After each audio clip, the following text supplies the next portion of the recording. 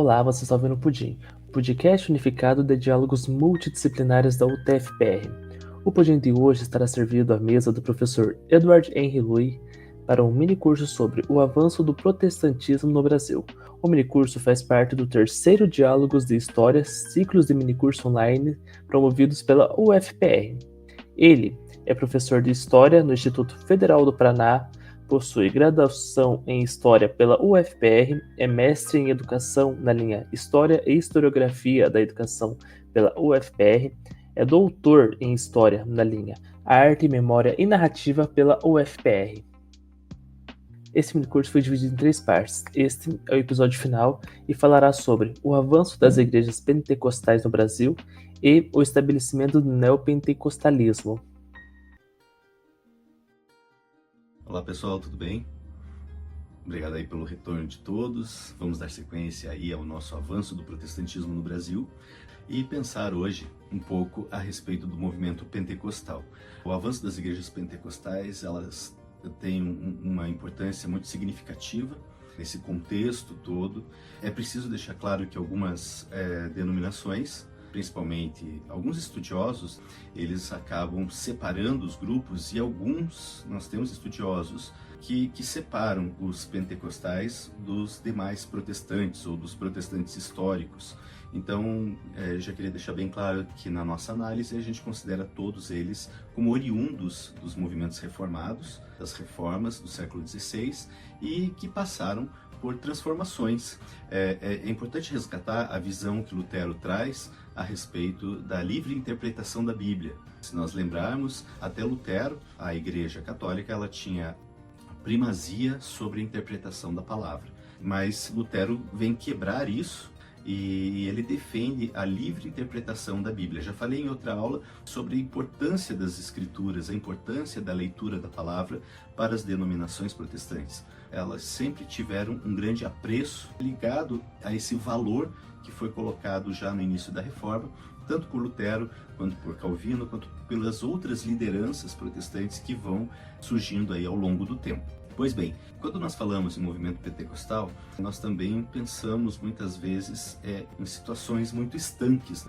Quando surgiu? Surgiu ali no início do século XX e ponto. Isso é uma visão assim muito limitada. Precisamos entender, como já falei, no seu contexto e de uma forma mais ampla e compreender que o movimento pentecostal, o pentecostalismo, ele vem tomando forma já desde as primeiras manifestações avivalistas que nós vamos ter lá do século XVII. Então, o movimento pentecostal ele é fruto de uma série de transformações que essa igreja cristã reformada, as mais variadas denominações que existiam até então, começam então a pensar determinados aspectos de forma diferente. Já havia falado também do impacto no século XVII do racionalismo. O racionalismo cartesiano do século XVII, ele teve um reflexo nas igrejas reformadas muito intenso. A relação estreita da religião, da religiosidade com a política na formação dos estados nacionais europeus, transformando as relações religiosas em algo extremamente racional, não abrindo muitos caminhos para experiências emocionais. Isso vai ser quebrado ao longo do século XVII. Um ponto importante de destaque, essa mudança nesses revivals, é o John Wesley, que era anglicano e que realiza um avivamento ali na Inglaterra, que vai ter um grande impacto em vários outros lugares, vai para além da Inglaterra, culminando inclusive com o surgimento da Igreja Metodista. Então os metodistas, já pela própria origem, vão ser berço de movimentos avivalistas. É importante destacar a origem do termo pentecostalismo ou pentecostal. De onde que vem essa palavra?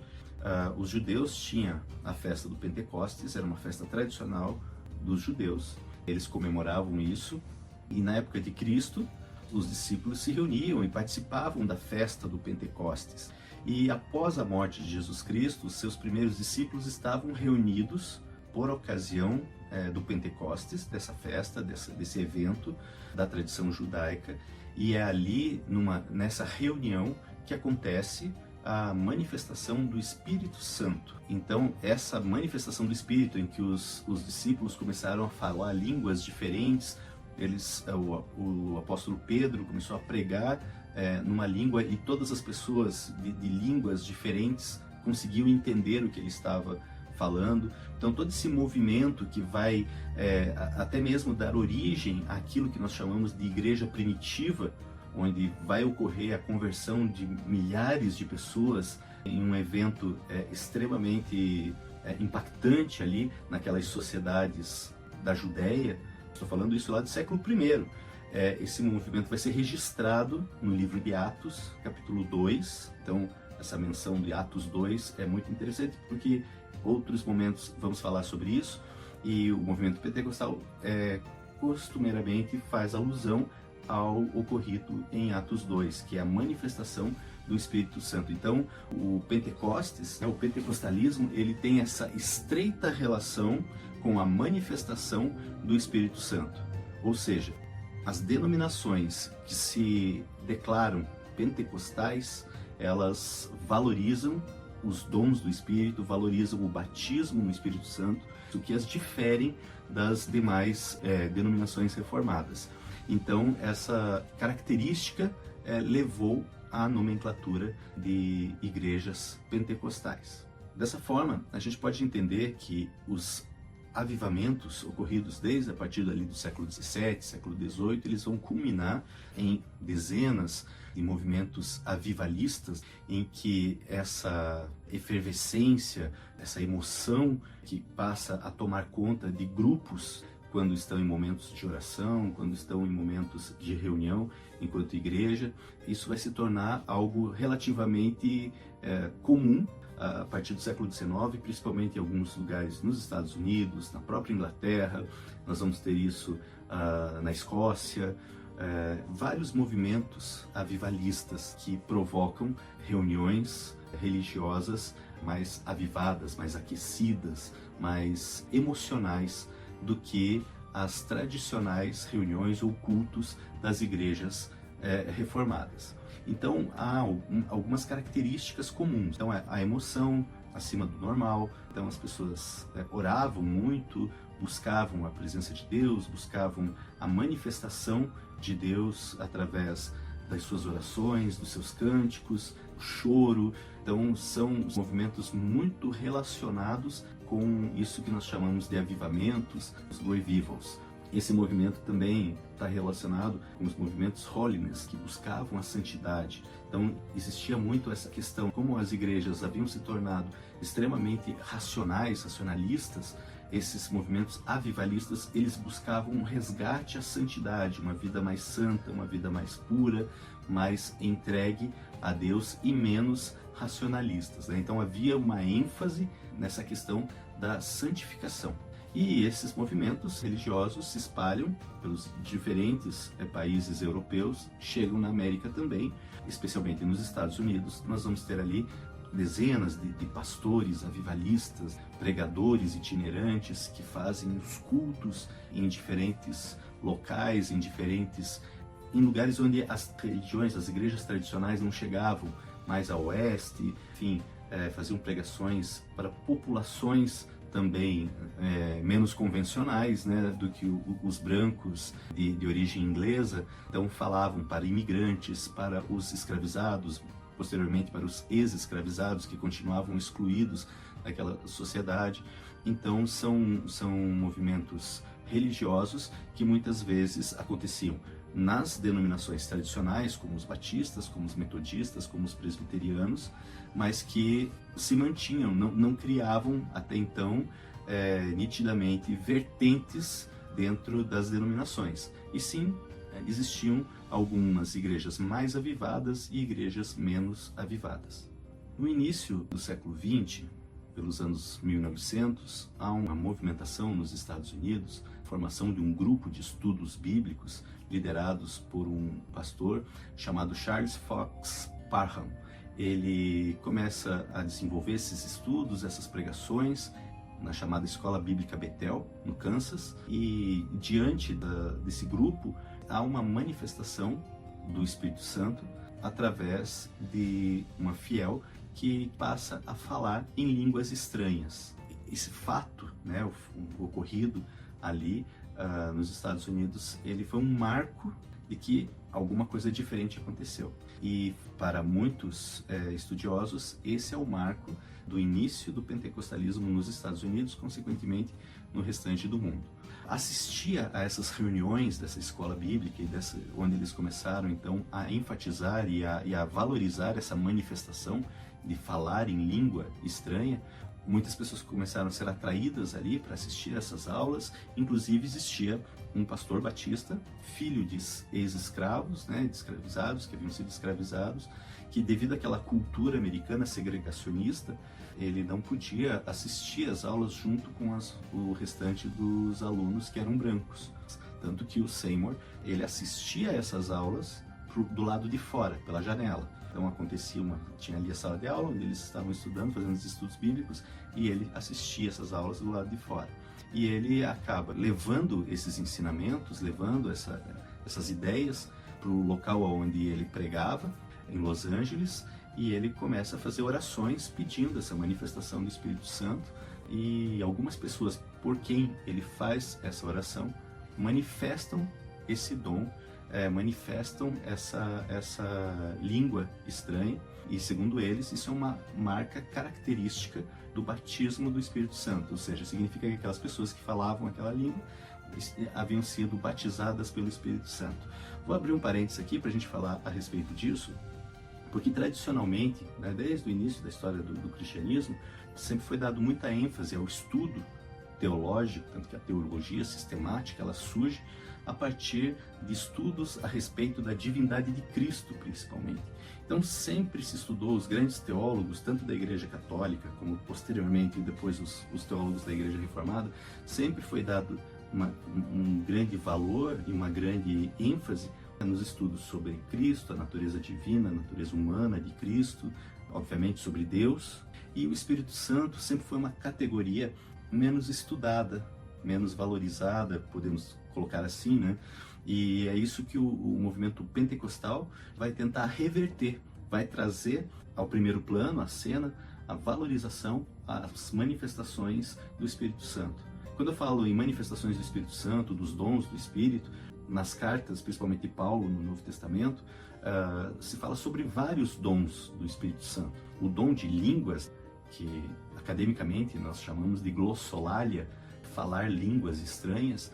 O dom de línguas é apenas um deles, que determinados grupos pentecostais colocam como a grande evidência de que a pessoa foi batizada no Espírito Santo. Então, para quem é um pouco leigo no assunto em termos religiosos, como eu falei no início, minha intenção aqui não é falar sobre teologia, mas é importante a gente entender alguns termos e alguns conceitos para poder entender aí um pouquinho a evolução histórica. Então, existem outros dons do Espírito, como o dom de profecias, como o dom do ensino, o dom de cura, tá? Então, são manifestações que ocorrem atribuídas como manifestações dons espirituais. Então, entre os pentecostais existem as divergências, mas pelo menos em grande parte, a maior igreja pentecostal que nós temos, que é a Assembleia de Deus, eles defendem, né, que a manifestação do batismo no Espírito Santo é através da glossolalia, de falar línguas diferentes. Vai haver divergências, nem todos os teólogos, pastores entendem dessa forma, da própria denominação, existem então divergências, mas essa seria uma manifestação mais evidente desse fenômeno. Então, o fiel ele passaria por dois momentos importantes. O primeiro é da conversão em Jesus Cristo, ele se converte, ele adquire a salvação. Esse seria um momento. Em um outro momento, não necessariamente cronologicamente distante, em uma ação separada, existe outro acontecimento importante na vida do fiel, que é o batismo no Espírito Santo. E aí, como que ele sabe que ele foi batizado no Espírito Santo? Para alguns, é através da manifestação do Espírito, através de falar em línguas estranhas, a glossolalia, tá certo? Então, vou fechar esse parênteses aí, antes que eu me enrole, né? Não sou teólogo, né? Não tenho formação nessa área, mas apenas para a gente pontuar aí algumas diferenças, né? E alguns conceitos importantes aí nessa nossa história. Estava falando do William Seymour, né? Que então inicia todo um processo de pregação. Eles começam a se juntar, muitas pessoas, eles acabam se estabelecendo em uma antiga sede, uma antiga igreja metodista que tinha na famosa Rua Azusa. Nessa rua, então, em Los Angeles, ele inicia esse trabalho, esses cultos extremamente avivados, onde eram feitas as orações e as pessoas manifestavam o dom de falar em línguas estranhas. Esse grupo cresceu, chamou a atenção da imprensa e eles acabaram ganhando cada vez mais adeptos e se organizando enquanto uma denominação religiosa, que não era mais batista, não era metodista, e eles começaram a se denominar posteriormente. Essa denominação, se não me engano, é a partir de 1918, 15 a 18, eles começam a utilizar a denominação de Assembleia. E posteriormente se adotou esse nome de Assembleia de Deus, tanto nos Estados Unidos, como vai ter também a influência do termo vindo para o Brasil, e as igrejas que se formam aqui também vão utilizar essa nomenclatura de Assembleia de Deus. Há um sociólogo muito importante que faz uma análise sobre a formação do pentecostalismo no Brasil, chamado Paul Fresno. Ele tem um trabalho muito grande, a sua tese de doutorado é exatamente a respeito da relação do movimento pentecostal com aspectos políticos, e ele divide os movimentos pentecostais no Brasil em 3 ondas, em três momentos. Então, num primeiro momento, a chegada e o estabelecimento da Congregação Cristã do Brasil, que seria a primeira denominação pentecostal a se estabelecer aqui, por uma diferença aí de meses. 1910 se estabelece a Congregação Cristã, 1911 a Assembleia de Deus, que é a grande referência entre os pentecostais em quantidade, é a maior denominação evangélica que nós temos no Brasil em quantidade de fiéis. Tá? Então essa seria o que ele chama de a primeira onda, no início do século XX. A segunda onda seria a partir dos anos 50, com o estabelecimento da Igreja Quadrangular, Igreja O Brasil para Cristo.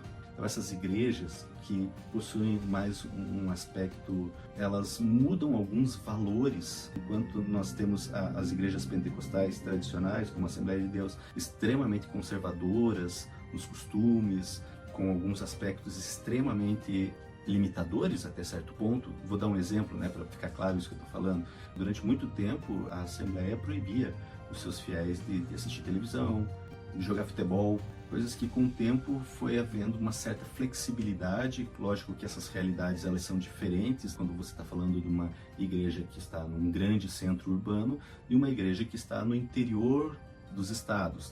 Então as práticas elas são diferenciadas, mas de uma maneira geral a gente percebe isso. A Igreja Quadrangular surge também nesse contexto, a partir da década de 50, um movimento cruzadista que eles chamavam. Haviam as famosas cruzadas evangélicas, tanto que no passado, até um passado não muito distante, se chamavam as igrejas quadrangulares de a cruzada, porque eles faziam esses congressos evangelísticos, chamando pessoas. O movimento dessa segunda onda, ele é muito pautado na questão da cura. Então, enquanto a gente tem ali, no primeiro movimento do início do século, a primeira onda, pautada muito na manifestação do falar em línguas, a partir aí dessa segunda onda, nós temos aí muita ênfase na questão da cura, orações por cura, orações por transformações práticas de vida. E uma terceira onda, para o Paul Fresno, ele chama as igrejas que são voltadas para as grandes mídias, as famosas igrejas neopentecostais, sobre as quais nós vamos falar um pouco mais na nossa próxima aula, mas elas configuram a partir da década de 70, com a fundação da Igreja Universal do Reino de Deus, 77, e aí temos as outras denominações, como a Igreja Internacional da Graça de Deus, enfim, outras denominações que surgem aí nessa terceira onda, com características ainda mais diferentes. Mesmo entre os pentecostais, alguns vão dizer que essa terceira onda não tem nada a ver com eles. Então eu estou pegando uma classificação de um sociólogo, tá? Um trabalho acadêmico. Mais uma vez pontuando, entendo que existam divergências, entendo que existam pontos de vista fundamentados que não vêm dessa forma. Mas academicamente nós temos esses trabalhos que colocam esses 3 momentos do avanço da igreja pentecostal ou das igrejas pentecostais no Brasil. Pontuando aqui esse avanço das igrejas pentecostais em território brasileiro, mais uma vez gostaria de destacar que a primeira igreja a se estabelecer aqui é a Congregação Cristã. Essa igreja ela foi fundada em 1910 em São Paulo por um imigrante italiano chamado Luiz Franciscon. Ele e mais um pastor companheiro dele fazem uma pregação na Praça da Sé, mas em São Paulo acaba não dando muito certo. Eles acabam se mudando para o interior do Paraná. E ali eles fundam a primeira igreja da Congregação Cristã, que ali sim começa a se expandir. A Congregação Cristã carrega essas características da igreja pentecostal, com alguns aspectos ainda mais conservadores, ainda mais tradicionalistas.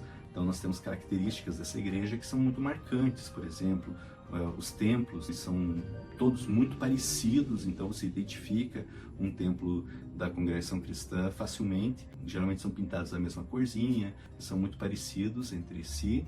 Em termos comportamentais, chama atenção a divisão entre homens e mulheres dentro do templo. Homens e mulheres ficam separados. Havia a tradição das mulheres usarem o véu durante muito tempo. E alguns aspectos assim, por exemplo, principalmente em relação aos meios de comunicação, tanto a Assembleia quanto a Congregação Cristã, eles vão ser muito reticentes, inclusive em relação ao uso dessas mídias, o que vai abrir caminho para que outras denominações utilizem esse recurso de uma forma mais ampla, de uma forma mais efetiva, conseguindo angariar um número de fiéis ainda maior posteriormente. Então isso caracteriza um pouco aí dessas denominações.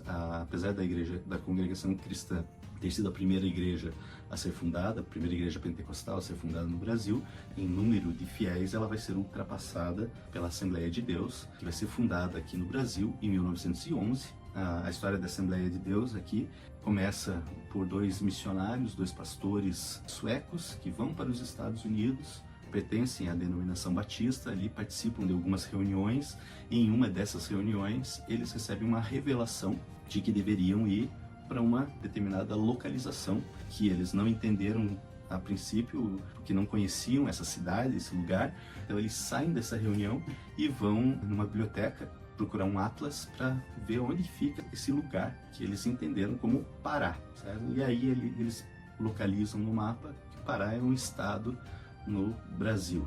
E aí eles começam a se mobilizar.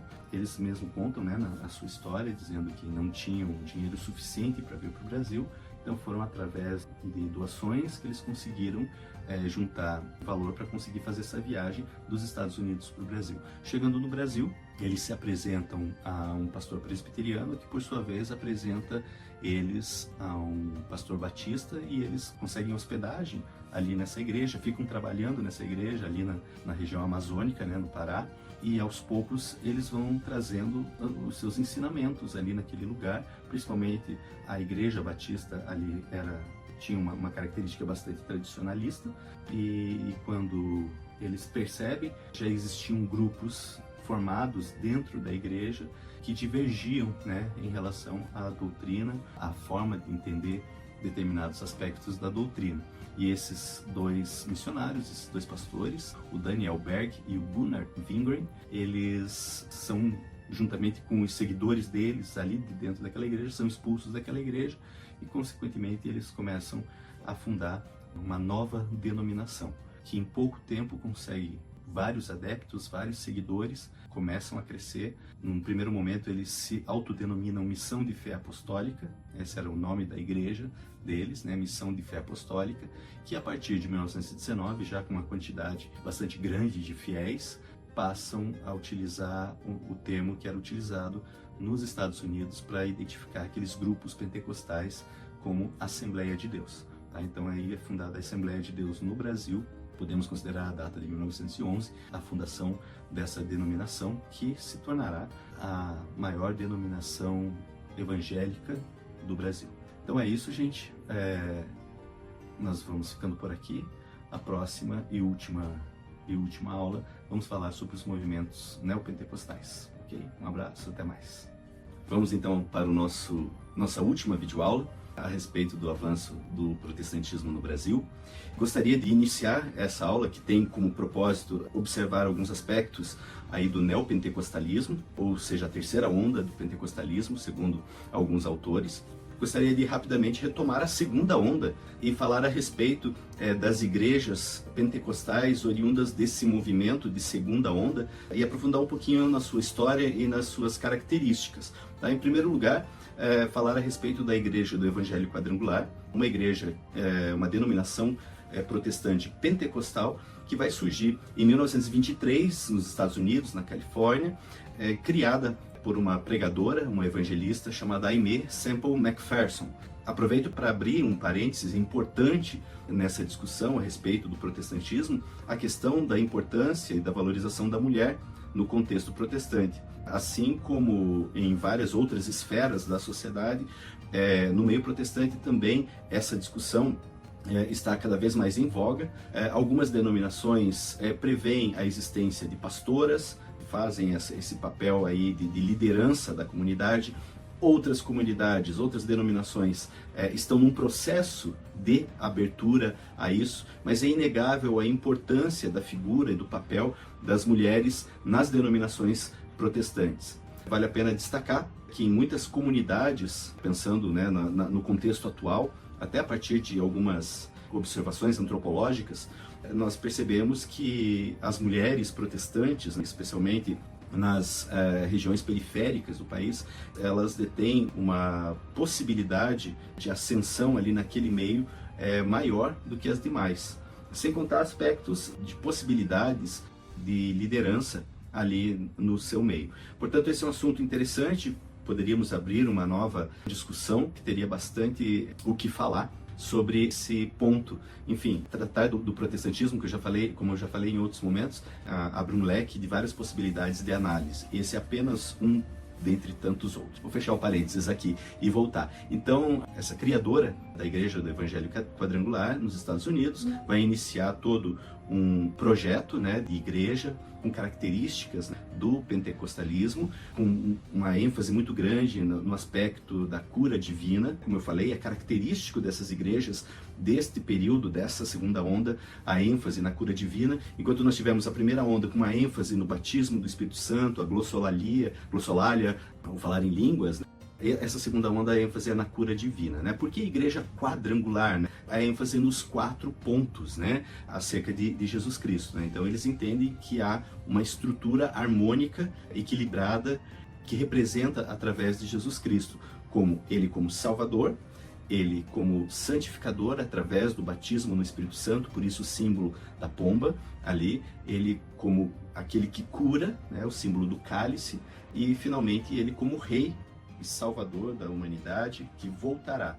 É muito importante o aspecto, quando a gente fala das igrejas pentecostais, essa ênfase também num aspecto da segunda vinda de Jesus, a volta de Jesus, os tempos apocalípticos. Isso é um tema constante nas pregações das igrejas pentecostais. A segunda vinda de Jesus, então o fim dos tempos, que consequentemente existem interpretações para isso. Também não há um consenso, há aqueles que têm uma interpretação pré-milenistas, os amilenistas, enfim, é um leque também aí de estudos possíveis a respeito dessa visão escatológica que as igrejas têm. É tradicional das igrejas pentecostais a visão pré-milenista, em que vai ocorrer um arrebatamento da igreja, mas antes disso a igreja vai passar por perseguições, vai passar por provações, a vinda do anticristo, enfim, são temas recorrentes no discurso, nas pregações dessas igrejas. Outra igreja muito importante aí para a gente destacar dessa segunda onda é a igreja O Brasil para Cristo. Um destaque que ela é a primeira igreja que é fundada no Brasil. Todas que a gente está vendo aqui é fundada na Inglaterra, fundada nos Estados Unidos, a grande maioria, e vem um missionário e se estabelece aqui. Aqui não. A Igreja O Brasil para Cristo foi uma igreja criada pelo missionário Manuel de Melo. Ele era um obreiro, ele era um presbítero da Igreja Assembleia e que acabou por questões, né, algumas doutrinárias, algumas visões que tinha a respeito, né, da igreja e do comportamento e da tendência que a igreja na qual ele estava, ele não concordava, ele acabou fundando essa nova denominação. Como eu falei, né, na aula anterior, o protestantismo, por sua própria característica inicial lá da Reforma, lá com Lutero, tem essa tendência da criação de vertentes. Por isso que nós chegamos a essa quantidade de denominações protestantes praticamente incontável. Hoje eu não seria capaz de dizer quantas igrejas protestantes existem com suas devidas variações, devidas multiplicações, e acabam se tornando igrejas independentes e tendo características diferenciadas também. Então, a igreja, o Brasil para Cristo, primeira igreja fundada aqui no Brasil, inclusive essa igreja tem um dia oficial, foi oficializada pela presidenta Dilma, criação do Dia da Igreja, o Brasil para Cristo, está? Aí é uma lei que foi sancionada durante o governo Dilma e que homenageia essa denominação originalmente criada no Brasil, mas obviamente com características das demais igrejas protestantes pentecostais. Finalmente, nós vamos ter lá em 1962, criada pelo missionário Davi Miranda, a Igreja Deus é Amor. Também uma igreja que vai encontrar uma ampla aceitação, principalmente nas camadas mais pobres, devido a essa pregação constante baseada na cura divina. Observando sob um prisma sociológico, a gente vê uma carência, né, da chegada do Estado a determinados setores da sociedade. As camadas mais pobres são desassistidas. Isso historicamente no Brasil nós vemos acontecer e no presente não é diferente. Então o amparo que essas igrejas oferecem, tanto o amparo espiritual, mas muitas vezes um amparo material também, de apoio psicológico que elas oferecem, faz com que elas se tornem atrativas para várias pessoas, como sendo um alicerce, como sendo um ponto de apoio para essas populações.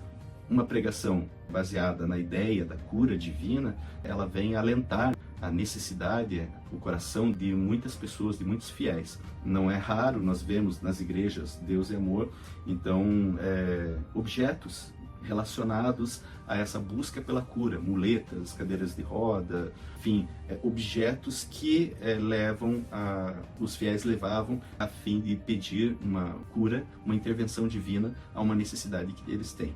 Então, obviamente não fecha o ciclo, nós vamos ter variantes dessas denominações também surgindo, variações também das denominações tradicionais.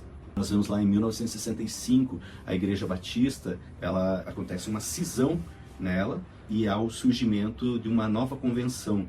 Até então nós tínhamos a Igreja Batista Histórica, 1965, então o surgimento de uma nova convenção batista de orientação pentecostal, que é com o surgimento da Convenção Batista Nacional.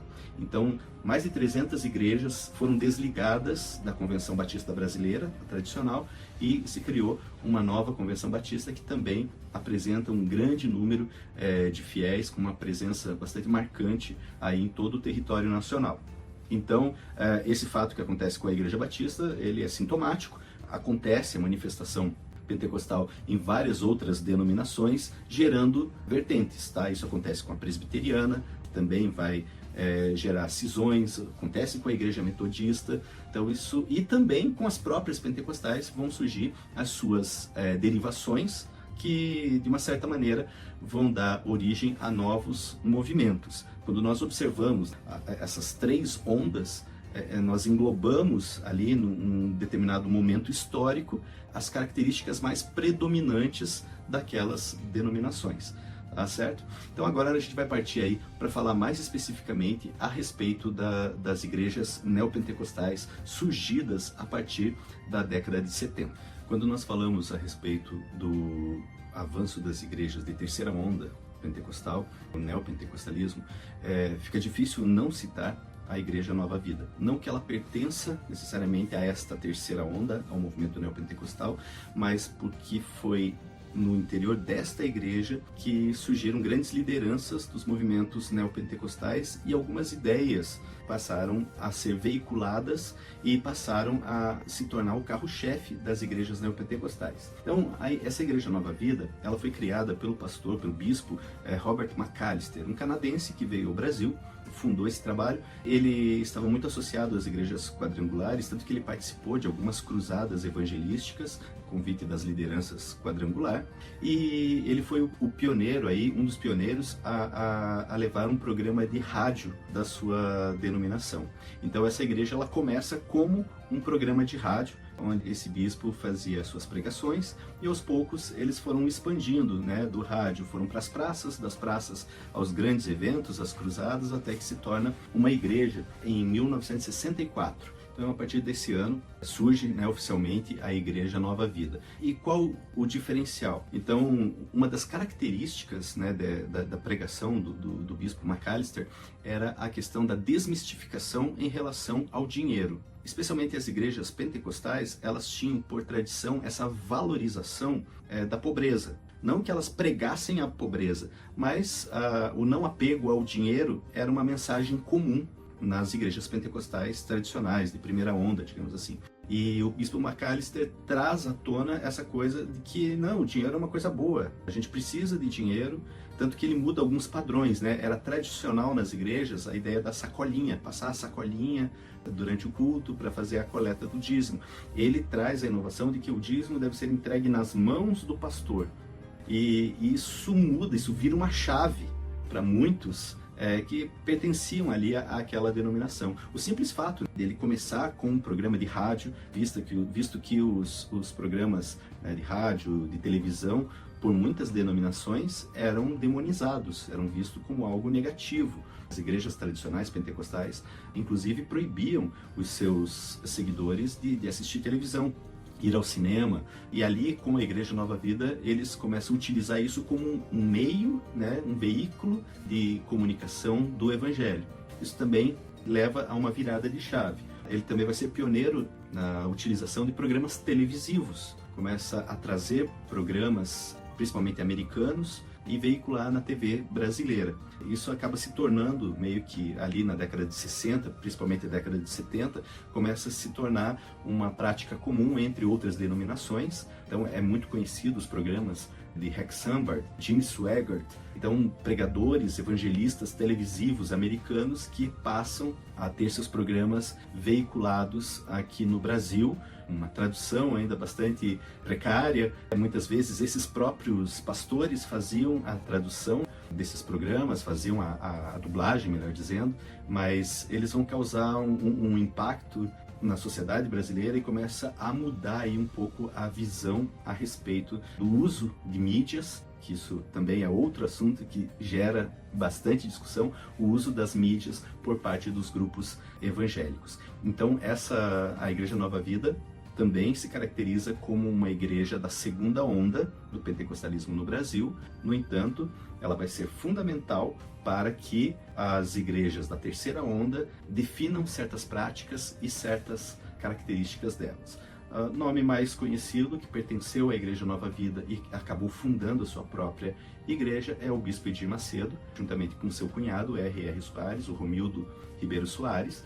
Eles vão fundar a Igreja Universal do Reino de Deus, na época ainda como Casa da Bênção, primeiro nome que leva a denominação, depois passa a ser Igreja Universal do Reino de Deus, dando início então ao ciclo, né, de igrejas chamadas neopentecostais. Antes de falar de particularidades e dos fundadores dessas denominações neopentecostais, é importante entender a característica desse movimento. Por que é uma terceira onda? Por que ele é classificado de uma forma diferente? Em primeiro lugar, que não há consenso entre as próprias igrejas pentecostais em considerar as igrejas neopentecostais como tais, como pentecostais. Então, muitos teólogos pentecostais rejeitam esse vínculo entre elas, mas é inegável o fato de que a grande maioria desses movimentos, dessas denominações, surgiram como uma variante ou foram fundadas por pessoas que pertenciam a igrejas pentecostais tradicionais, quer sejam da Assembleia, quer sejam da Nova Vida, da Igreja Quadrangular, enfim. E aí depois, posteriormente, entre elas também há ramificações. Mas quais as diferenças, as características que a gente percebe que podemos classificar então essas igrejas neopentecostais? Em primeiro lugar, de acordo com alguns sociólogos que analisaram essas igrejas, e há vários trabalhos a respeito disso, se observa uma constante luta entre o bem e o mal. Então, elas trazem essa característica de a constante luta de Deus contra o diabo. Então, enquanto nós tínhamos a primeira onda, a manifestação do Espírito Santo através da glossolalia, segunda onda, a ênfase na cura divina, aqui a ênfase vai ser nos fenômenos de exorcismo. Não significa que as outras características foram deixadas para trás. há variedades. Talvez o falar em línguas seja uma característica que foi se perdendo em muitas neopentecostais, embora algumas adotem. A ênfase na cura permanece, né, mas sob um outro viés, sob o viés agora da questão da prosperidade. As igrejas neopentecostais, elas vão beber em pregadores, principalmente norte-americanos, que falam sobre a confissão de uma fé positiva.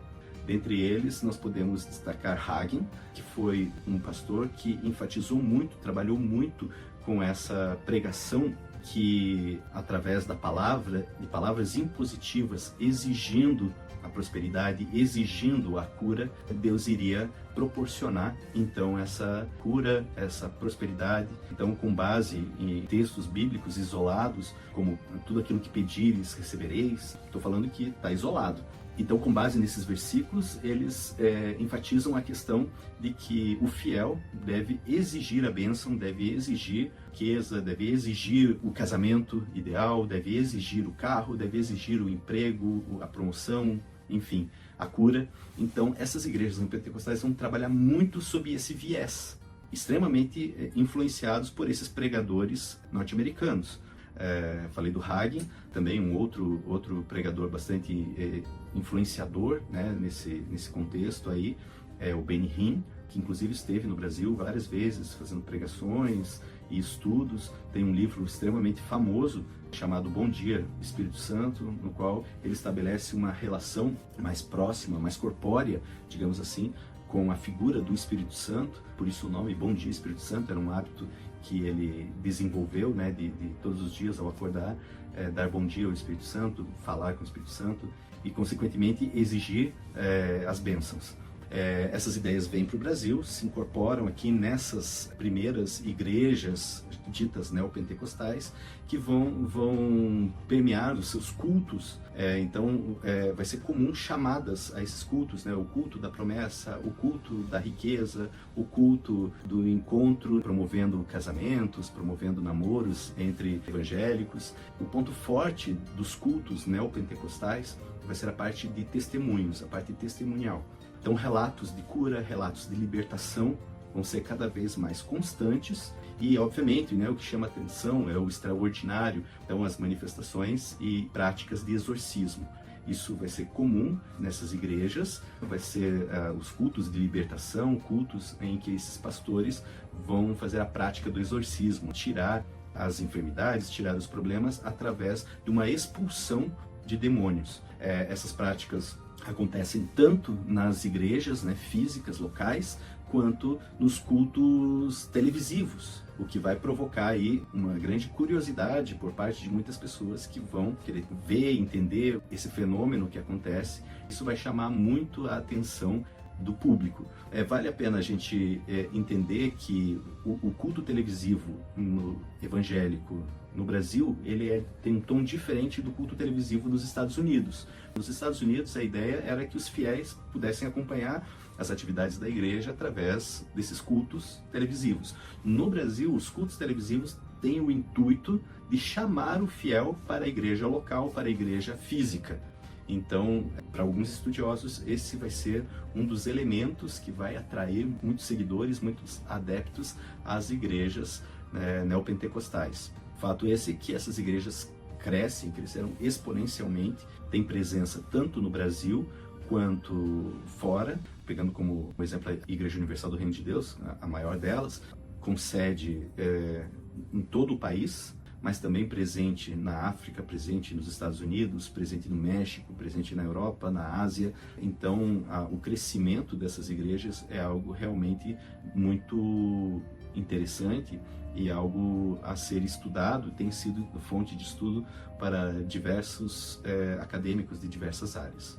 Falando rapidamente aqui sobre cada uma delas, são muitas, né? Obviamente, muitas vão acabar ficando de fora. Vamos chamar a atenção para aquelas que têm um número mais significativos de fiéis, e vamos começar pela Igreja Universal do Reino de Deus, que foi fundada em 1977, eu já havia comentado, pelo bispo Edir Macedo, extremamente conhecido, e seu cunhado Romildo Soares, o famoso missionário R.R. Soares, que posteriormente, devido a um cisma, uma divisão entre eles de pensamentos a respeito da expansão da igreja, eles vão romper, sendo que o bispo R.R. Soares vai fundar a Igreja Internacional da Graça, que são as duas grandes igrejas neopentecostais que nós temos aí no Brasil, com uma ampla visualização, principalmente pela sua chegada à mídia televisiva, a ponto de que a Igreja Universal do Reino de Deus adquire a TV Record, e o Edir Macedo, dado as características aí do seu grupo religioso,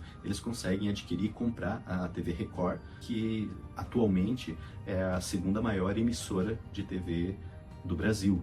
Conseguiu aí em pouco tempo ultrapassar, ela era a terceira ou quarta, conseguiu ultrapassar aí o SBT, que sempre estava ali como segunda maior emissora do país, né? E ela toma esse lugar com programação evangelística 24 horas por dia, investindo pesadamente, né, em programas de auditório, investindo em programas em telejornais, investindo em programas de entretenimento, em novelas. Então se expande aí essa visão e essa estratégia de ampliar a evangelização através de outras mídias, através de outras fontes de entretenimento.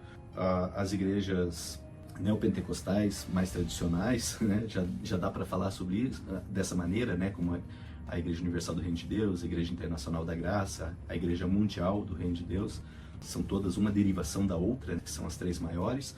Elas não possuem uma programação musical muito rica, diferente de outras denominações, tanto as tradicionais históricas quanto as pentecostais e outras neopentecostais, como Renascer em Cristo, por exemplo, mas elas vão sempre utilizar a música como uma forma de estratégia também.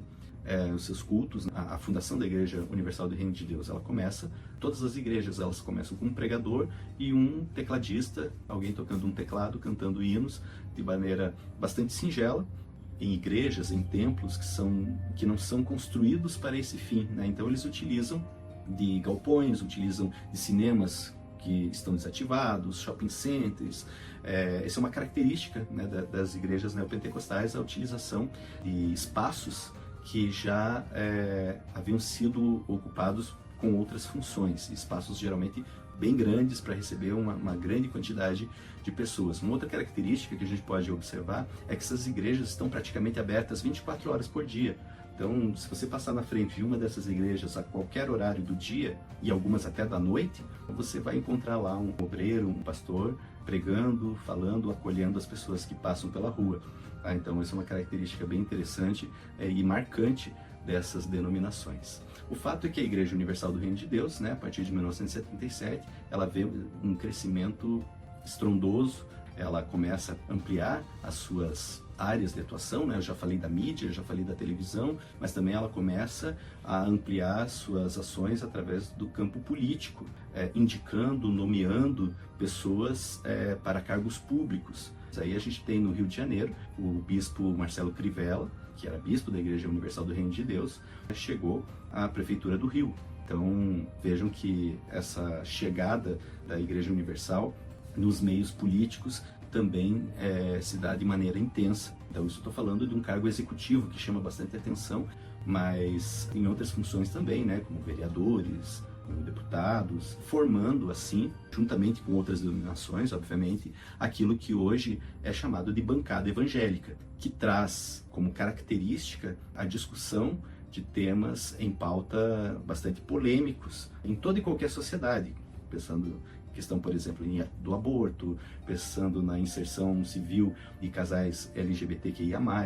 Então, essa bancada evangélica, que conta com diferentes denominações, com representantes de diferentes denominações protestantes, mas com uma grande força, um peso bastante significativo ali das igrejas neopentecostais, que tem uma grande influência entre esse meio político, levando a divisões, levando isso também ao Poder Executivo Nacional. Nós tivemos ali o período de governo do ex-presidente Jair Bolsonaro, em que essa bancada evangélica se posicionava totalmente a favor de Bolsonaro, né, e levando junto consigo o apoio das denominações evangélicas. Praticamente, não podemos falar de uma maioria, de uma totalidade, mas podemos falar de uma maioria evangélica apoiando esse segmento da política nacional, que também é um assunto que renderia vários outros vídeos a respeito disso. Então isso é uma característica marcante aí dessas denominações. Como eu já disse, a Igreja da Graça, do R.R. Soares, também vai ter um crescimento muito grande.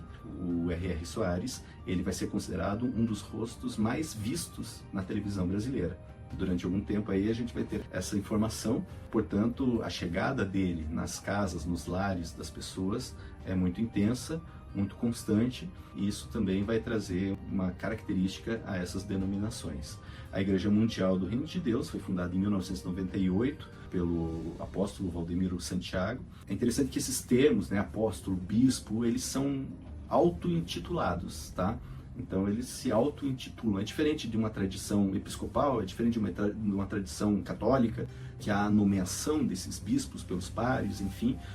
Nessas igrejas passam a se utilizar esses termos, muitas vezes para diferenciar de outras lideranças ou até mesmo para criar uma certa hierarquização. Então nós temos ali os títulos de bispo, os títulos de apóstolo, que são denominados pelos seus próprios criadores. Então Valdemiro Santiago é alguém que era um obreiro, pastor da Igreja Universal, também devido a uma cisão, funda a sua própria igreja e também com essas mesmas características, uma força muito grande presente na televisão, comprando espaços da televisão para veicular a sua pregação.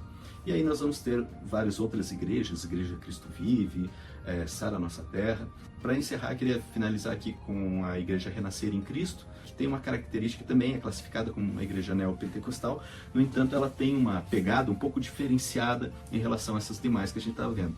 As igrejas neopentecostais, de uma maneira geral, elas têm uma aproximação muito grande com classes mais pobres. Tá? Isso não significa que ela só é formada por classes baixas, né? Nós temos todos os segmentos sociais aí representados em todas essas denominações, né? Pessoas pobres, pessoas de classe média, pessoas ricas, mas o foco, nós falamos no foco de pregação dessas denominações. No caso da Igreja Renascer em Cristo, foi fundada pelo casal Estevão e Sônia Hernandes, isso ali na década de 1985, 86, se não me engano, 86 foi fundada a Igreja Renascer. Ela já tem um foco numa classe média alta. Então isso já fica bem claro pela forma um pouco mais sofisticada dos seus cultos, uma ênfase na parte musical, tanto que a origem da Igreja Renascer, ela é uma dissidência em que começa com cultos em casas e principalmente acolhendo músicos que haviam se convertido e que tocavam na noite e que muitos estavam envolvidos com questão de drogadição, enfim, e acabaram se alinhando a essa pregação, né, a essa igreja, né, chamada Renascer em Cristo, e acabou se tornando uma característica marcante aí dessa igreja, uma música principalmente uma música muito mais atualizada, uma música muito feita por profissionais da música. Então surgem ali da Igreja Renascer festivais de música gospel. Podemos até dizer que a partir aí da fundação da Renascer nós temos um estouro da música gospel. Não que ela não existisse, ela existia e com suas características aí, já estava no mercado fonográfico, mas é a partir da década de 80, década de 90 que se torna um ramo, se torna um mercado muito atrativo, consumo de bandas gospel. Então, ali da Renascer vai surgir a banda Cats Barneia, né, uma das primeiras, mas também muito famosa a banda Resgate, banda Oficina G3. Então, eles são oriundos desse movimento de explosão gospel que toma conta do mercado fonográfico, ainda em tempos de venda de disco, de venda de CDs, ainda um tempo final, né, mas de videoclipes. A Igreja Renascer em Cristo e suas programações televisivas incluíam chamadas de vídeos muito parecidas, né, no mesmo modelo da MTV, só que para música gospel, tanto importando bandas norte-americanas principalmente, modelos de clipes dos Estados Unidos, quanto produzindo clipes tanto que existia um programa de televisão chamado Clip Gospel, e apresentavam essas bandas, e foi se tornando aí, até hoje, né, um fenômeno de vendas, porque esse mercado evangélico tem se consolidado cada vez mais. É uma fatia do mercado que tem se consolidado e que tem chamado a atenção das grandes produtoras, tem chamado a atenção das grandes empresas de música e de outras áreas também, mas pensando aqui na questão da música, tanto que até um tempo atrás os selos eram das próprias igrejas, ou da própria banda, ou da própria denominação, que promoviam, né, a vendagem e a distribuição de discos, de bandas e de grupos evangélicos. A partir do ano 2000, a gente vê grandes empresas, né, internacionais, multinacionais, aderindo e chamando esses músicos para os seus próprios estúdios, produzindo as músicas. Então você vê uma elevação muito grande na qualidade musical dessas produções evangélicas, porque essas grandes empresas, elas começam a contratar músicos profissionais para gravar esses músicos evangélicos. Podemos ver aí alguns divisores de águas, como por exemplo a banda Catedral, uma banda que originalmente surgiu de uma igreja presbiteriana, ganha o mercado nacional gospel, mas que passa então depois, por um certo tempo, passa a ser produzida e passa a ser veiculada por uma grande empresa do mercado musical nacional. Então eles passam a ser produzidos por um selo que não é mais uma exclusividade das igrejas evangélicas. Da mesma maneira, nós vemos ali a cantora Aline Barros, também muito famosa, que até num primeiro momento causa um certo escândalo. Ela vai cantar no programa da Xuxa, vai cantar num programa infantil que era da TV aberta, num momento em que isso, para muitos evangélicos, era um escândalo. Também um dos seus primeiros CDs, se não me engano, ou o primeiro CD que teve uma grande venda, ele é produzido pela banda Roupa Nova, músicos profissionais. Alguns dos músicos da banda eram evangélicos, são evangélicos, mas começam a produzir música evangélica especificamente. Então esses são marcos aí de mudança de pensamento e de compreensão do que é esse meio evangélico, que tem crescido a cada dia. E essa presença desse meio evangélico nas ações cotidianas, como já falei na abertura dessa nossa aula, é uma constante. Todos nós temos, com maior ou menor grau, um impacto da ascensão dos movimentos evangélicos no Brasil. Quando a gente apresenta praticamente uma linha do tempo cronológica, surgimento dessas igrejas, é importante a gente não entender isso como algo estanque. Então, agora só tem as neopentecostais. Não, todas as demais denominações que a gente foi citando ao longo dessas aulas, elas continuam aí, estão ativas, com um número maior ou menor de seguidores, com uma influência maior ou menor em determinados segmentos, mas elas estão presentes, desde as mais tradicionais, luteranas, presbiterianas, quanto as pentecostais, a Assembleia de Deus, a Quadrangular, convivendo com as novas denominações. Algumas, em determinados momentos e para determinadas ações, se unem em determinadas ações. Então, por exemplo, um exemplo disso seria a Marcha para Jesus, que foi importada pelo casal Estevão e Sônia Hernandes, né, da Igreja Renascer, que inclusive acredito que até hoje são eles que lideram esse movimento, que acontece em praticamente todas as capitais brasileiras, trazendo um grande impacto para essas cidades, reivindicando algumas questões, algumas pautas políticas, sociais, bem como demarcando um território significativo, demonstrando a força da presença evangélica no país. Então, alguns eventos são compartilhados entre algumas denominações. Não podemos jamais falar de uma unidade de pensamento evangélica ou protestante. Não há. Elas possuem divergências entre si, divergências doutrinárias, e algumas dessas denominações optam pelo seu isolamento. Elas têm determinadas ações que são exclusivas delas, então com maior ou menor grau de interação com os demais. O importante é que a gente possa aí abrir o caminho, né, para estudar esses fenômenos. Falei aí de alguns temas que são sensíveis e que são ricos para se estudar, para se aprofundar. Então eu espero que com essas aulas nós não venhamos a encerrar esse assunto, que é um assunto que está em pleno andamento, em plena continuidade, mas que possa provocar em você aí o interesse pelas leituras, o interesse por aprofundamento nesses temas e que a gente venha ter cada vez maior diálogo e que a gente possa ter cada vez maior esclarecimento sobre esses fenômenos que permeiam aí a nossa vida, a nossa sociedade. Agradeço a todos pela paciência.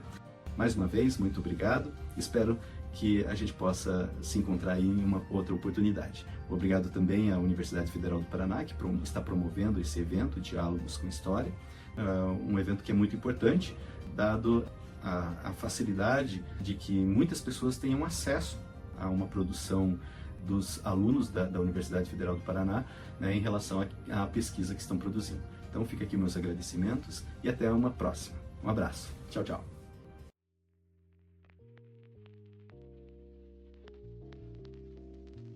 Esse foi o episódio do Pudim, o podcast unificado de diálogos multidisciplinares, um projeto de extensão da UTFPR, editado por Lucas Nogueira Jorge.